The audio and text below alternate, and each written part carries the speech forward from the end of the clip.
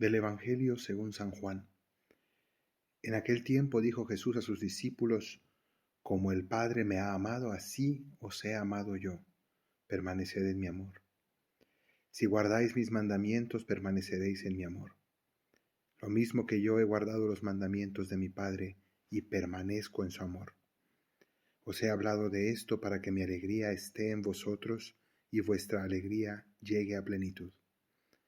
Palabra del Señor.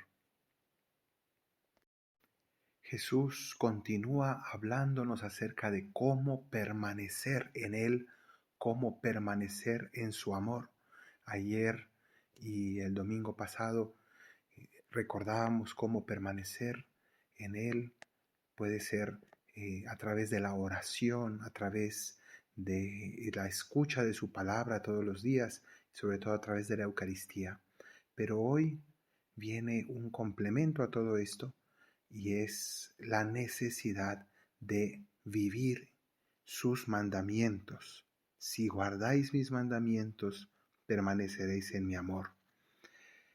Estar pegados de la voluntad de Dios, cumpliendo su voluntad, viviendo según la voluntad de Dios, es fundamental, porque quien no vive los mandamientos se aparta de la presencia de Dios.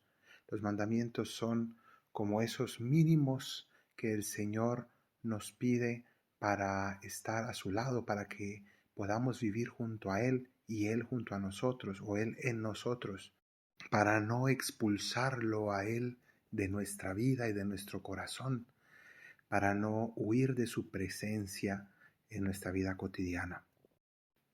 Los judíos tenían 613 mandamientos tomados principalmente de los primeros libros de la Biblia, todos los preceptos que allí aparecían, y de hecho discutían si había un orden de importancia o si eran todos igualmente importantes. Y incluso a Jesús le preguntaron cuál era el más importante de los mandamientos. Él lo resumió en dos: amar a Dios sobre todas las cosas, con todo el corazón, con toda el alma y con todas las fuerzas, y al prójimo como a uno mismo. En esto se resume toda la ley y los profetas, decía Jesús, y en él se resumen los 10 mandamientos que conocemos. La Iglesia nos propone esos 10, ese decálogo de Moisés, como esos 10 mandamientos fundamentales que no pasan, que nunca caducan. Mientras que en otros muchos preceptos del Antiguo Testamento, hoy nosotros los cristianos vemos pues normas que eran pedagógicas para otras épocas de la humanidad en que era necesario aprender ciertas cosas o prevenir a la humanidad de ciertos peligros de aquel tiempo. Y esto es lo que nos narra la primera lectura de hoy, que continúa la narración de ayer, cuando los primeros cristianos que se convirtieron desde el paganismo recibían pues dos mensajes distintos. Por un lado, algunos les predicaban que tenían que circuncidarse y tenían que vivir los 613 mandamientos de la ley de Moisés, lo cual era agobiante y prácticamente imposible, porque era como cambiar de cultura, de vida y de todo tipo de costumbres, incluso minuciosas. Era algo imposible materialmente hablando. Otros, en cambio, eran de la convicción de que lo esencial era algo mucho más sencillo, era que vivieran la fe en Jesucristo y de que no cometieran pecados contra los mandamientos principales. Entonces, allí había una gran discusión, y ayer se nos narraba cómo los apóstoles se reunieron en Jerusalén, en lo que se le suele llamar el Concilio de Jerusalén. Era una especie de concilio como los que la Iglesia pues sigue organizando cada cierto tiempo, cuando hay un cambio de época, cuando hay una cuestión que pues es crucial para toda la Iglesia y no es fácil de discernir.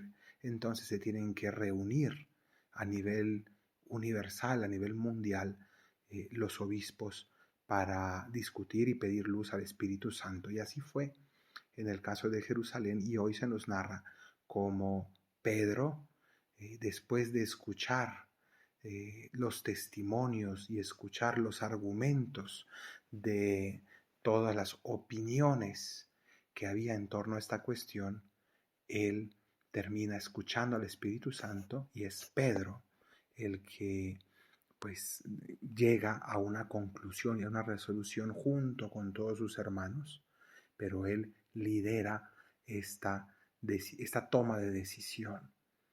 Y es así en la Iglesia, también en los concilios. A través del Papa, sucesor de Pedro, se llega a tomar las nuevas decisiones también en los concilios, en comunión con el Papa. Pero qué importante es que se nos muestra que la Iglesia va teniendo sus momentos en que va comprendiendo mejor la doctrina y en que no se trata esta vida de ser lo más rígido posible.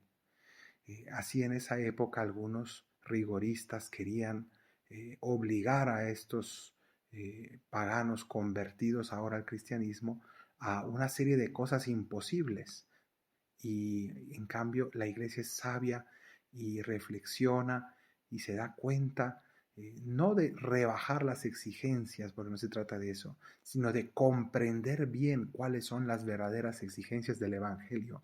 De eso se trata, no de ser fácil, no de hacer simplemente laxa la moral, de ninguna manera, sino de comprender bien a fondo cuál es el mensaje de Cristo para el hombre y qué es lo esencial, y no perdernos en cuestiones secundarias, en enredarnos en situaciones de normas, de tradiciones antiguas, de siempre se ha hecho así. Y en cambio la Iglesia tiene que superar costumbres anticuadas para proponer el Evangelio genuino. Y no siempre es fácil llegar a esas conclusiones. Es el Espíritu Santo el que nos tiene que guiar para llegar a la verdad plena. Pidámosle al Señor que vivamos sus mandamientos, que vivamos su voluntad, pero con esa libertad de espíritu que nos da el Evangelio, tal como la Iglesia en cada época nos lo enseña. Que así sea.